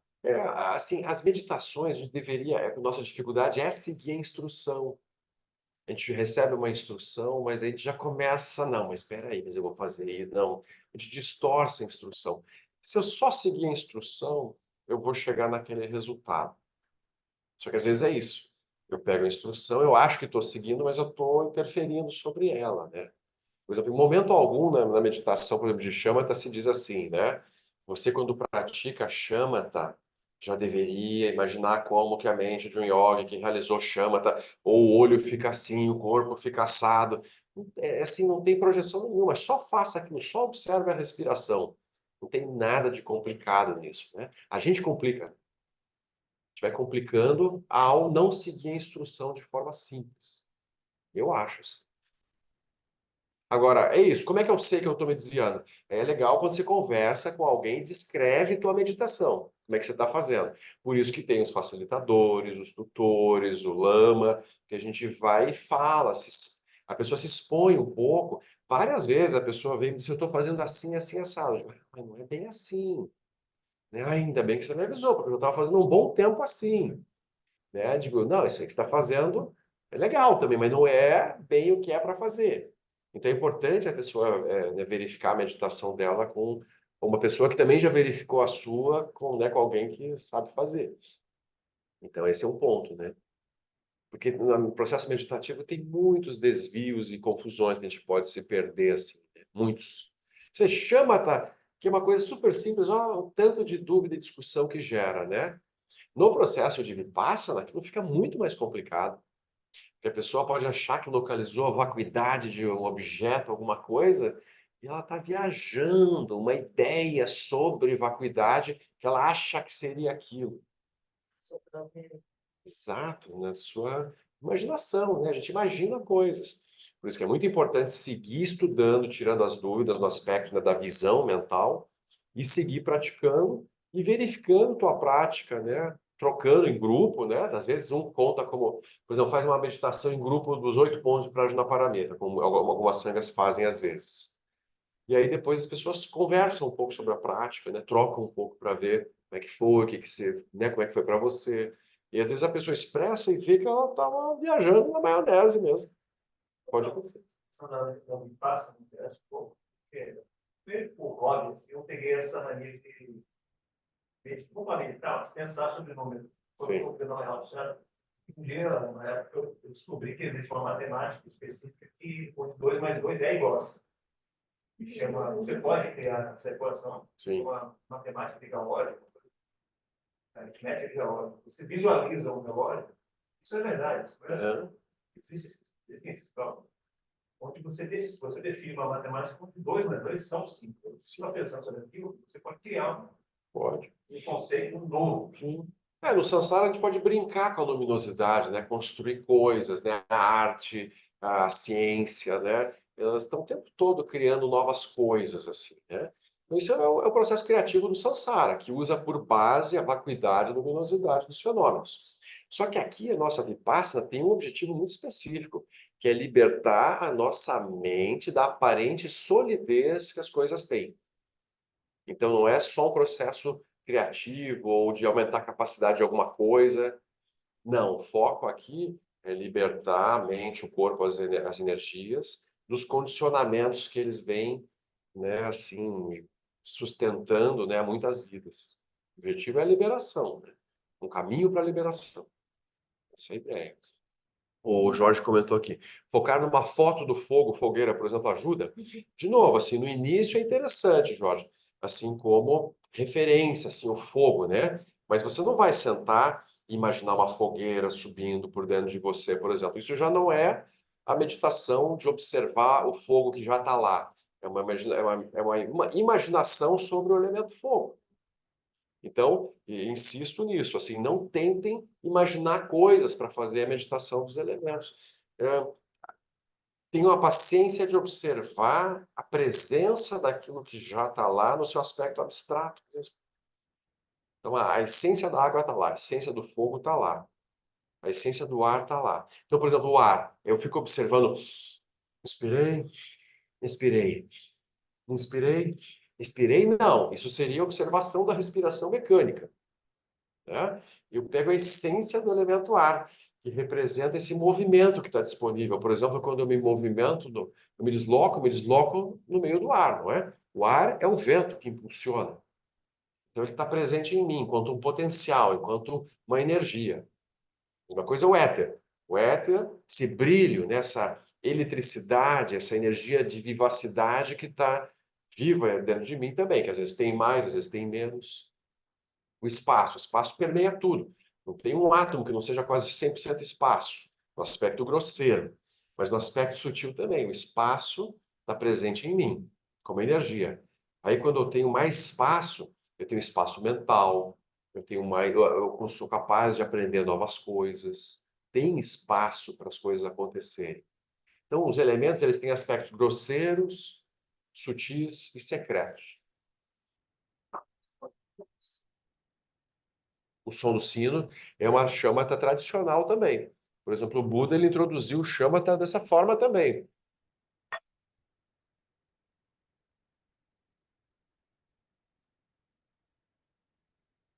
Acompanhar o som do sino.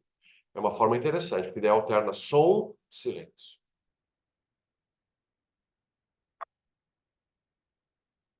Som, silêncio. É uma forma de chamata também. O Buda também ensinou essa aí. Então, eu acho que ela ajuda com essa coisa de sustentar que você falou, de localizar, que você ajuda a gente a localizar, e aí, Sim. quanto tempo você sustenta aquilo que você localizou naquele Uhum. espaço real?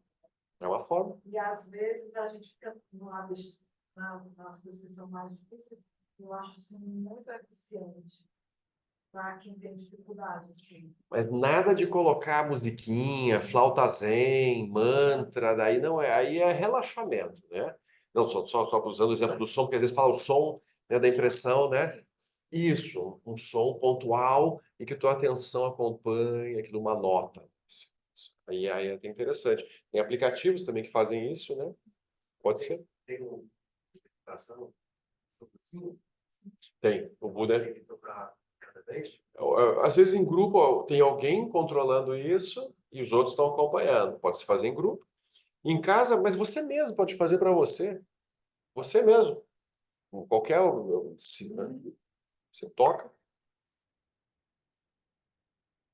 e fica ali. Terminou o som, você fica no silêncio, atento, presente. Aí você vai lá daqui a pouco, toca o outro. E assim vai. É um método. O Buda ensinou esse método também. Então chama de muitas formas. O ponto é gerar isso. Estabilidade, concentração. Daí a gente faz vipassana, localiza, né, a insubstancialidade das aparências e do si mesmo. E aí depois localiza o aspecto básico da natureza da mente, a claridade, a clara luz, como os mestres escrevem. Repousa nesse estado, se ilumina e é só ajudar os outros. Né? Pronto. Fácil, né? Fácil. Mas esse é o caminho. Mais do que 3 EONs, né? Então tem métodos mais rápidos e métodos mais lentos, né? A gente tem, assim, as bênçãos, né, de receber instruções muito preciosas, muito raras, que aceleram o caminho, assim. A gente pode aproveitar isso. Em vez de um longo caminho de acumulação, a gente pode dar saltos, assim. O Dharma está todo muito disponível, né, nesses tempos, assim, de uma forma que nunca teve. Então, é como se a gente, por um lado, a gente tem muitos méritos de receber, são mestres e mestras em todas as direções, oferecendo tudo. Tem muito mérito por um lado, mas por outro, a gente não tem tempo para fazer, para praticar aquilo, né? Nossas vidas estão muito, assim, ocupadas. Então, é contraditório, mas é o que é, né? O nosso tempo de degenerescência, assim, né? Então, a gente vai fazer o que puder e acelerar o caminho. Não tem muito tempo a perder. Sobre acelerar, eu acho assim, um pouco estranho quando eu recebo uma mensagem assim: estamos construindo a estufa do Lama-Zopo.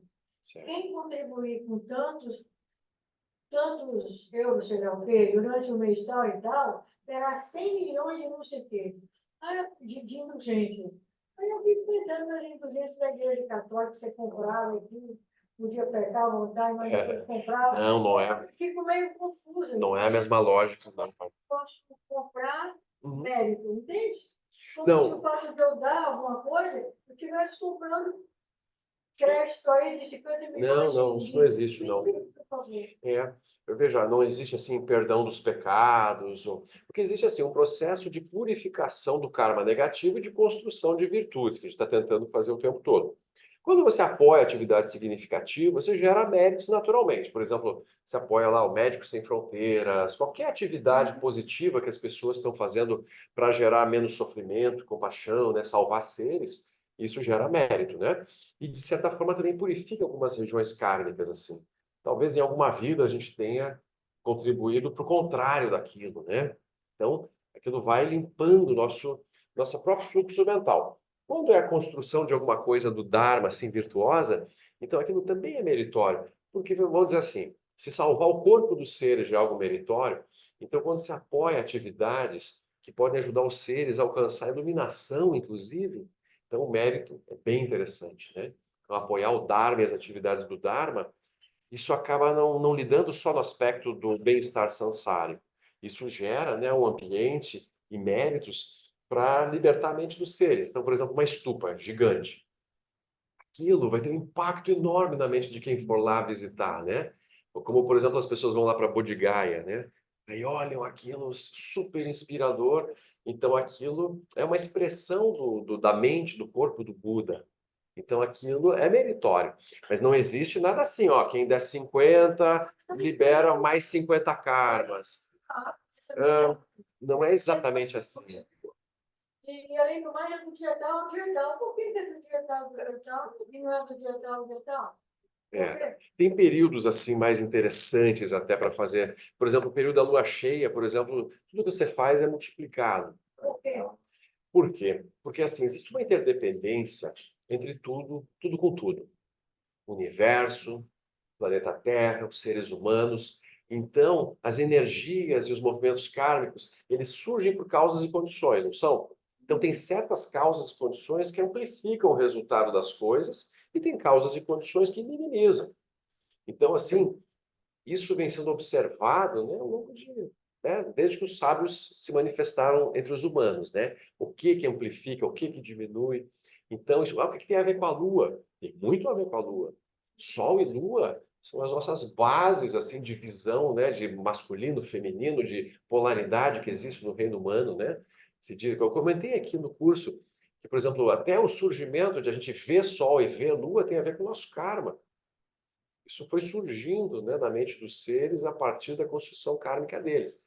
Então, a Lua, ela tem uma influência direta na nossa mente. Não estou nem falando de marés, de efeito, né, por exemplo, nascimento de crianças. Não, é uma coisa mais sutil ainda, influencia diretamente. As fases da Lua, a posição do Sol, está tudo interconectado. Por exemplo, quando um cometa passa, aquilo tem algum significado? Tudo tem significado. Só que tem que ter olho de ler, né? Então, por exemplo, os seres mais sábios, eles para onde olham, eles veem sinais, eles interpretam as coisas e podem fazer previsões. Por quê? Aquilo não é mágica, aquilo ali tem um olhar, né, que vê como que as coisas estão se construindo para onde está dando. Que nem uma pessoa lá do interior, olha, vai chover daqui a 3 dias, né? Tem uma habilidade de ler os sinais da natureza. Ó, tal pássaro cantou, vai acontecer tal coisa. Então, eles já estabeleceram as relações de causa e efeito.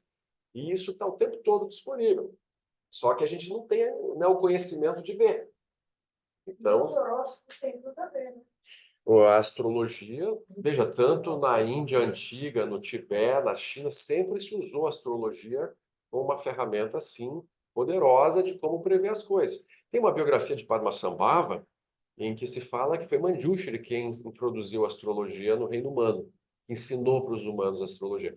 Manjushri é o Bodhisattva da sabedoria, de todos os conhecimentos, medicina, ele acumula todos os conhecimentos. Então, você diz que ele introduz. Quando se diz assim, ele introduz, não é que ele apareceu e ensinou, deu aula, mas ele, né, sopra no fluxo mental dos seres a ideia, e aquilo vai aparecendo. Interessante, né? Então, é uma forma de ler, mas não é a única, é uma das, né?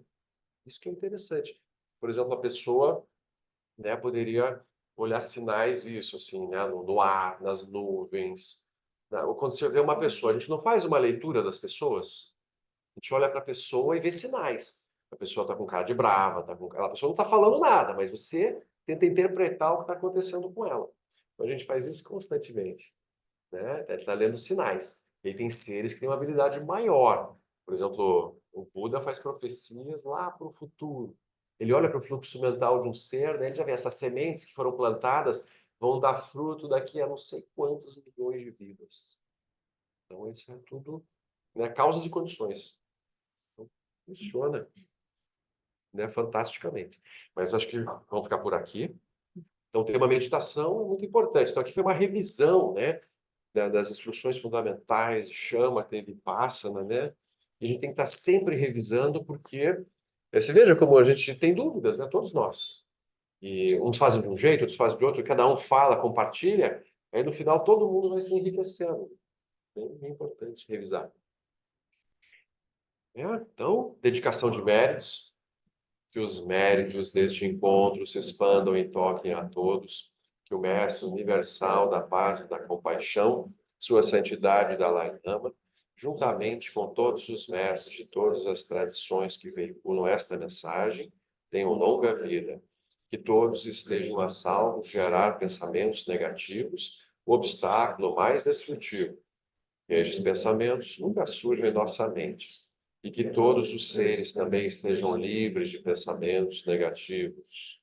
Quem lo son rain lo che zam ling sa sun cha par drojo chok son ang vadam medra do sun gere show.